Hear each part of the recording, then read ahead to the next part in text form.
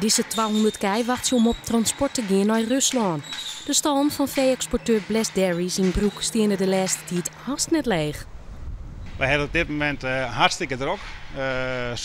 Binnen Europa hebben we altijd continu aanzet, maar daar is juist ook een groei op dit stuit. Wij zijn als exporteur altijd heel sterk op Rusland geconcentreerd en daar is juist ook een enorme toename. We hebben vorige week bijvoorbeeld alweer treinen heel 100 beesten geëxporteerd, zo 10 auto's vol.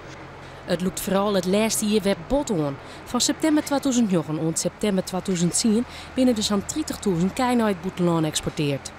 En dit hier, de eerste 3 kwartalen binnen uitkwam op 33.000.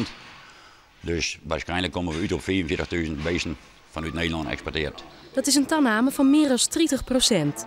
De jaren daarvoor wie het heel dreig om beesten te exporteren, terug onder oren blauwtong. Er moeten weer nieuwe regels opstellen worden, maar die importerende landen, met betrekking tot die blauwtong. Er wordt op dit moment gevaccineerd worden. En daar moet men de spelregels voor aanpraten. Dat wordt het dus kosten. Zolang dat net goed regel is, laat die export naar die landen dan stil. Dat is juist nou weer ierpeloeken. Die regels die zijn al een keer opgesteld. Maar er speelt meer. Ook de grote vraag naar molken en dus melkvee had een positief effect op de export. De wereldbevolking neemt daar en alle multjes die met gevuld worden. En dat houdt in dat er meer beesten nodig zijn om die melk te produceren. We hebben het hier wat naast de door, zeg maar Rusland, maar ik in wezen de oren Zwitserland, Azerbeidzjan, Oezbekistan, Kazachstan. Dus juist hartstikke koopkrachtontwikkeling.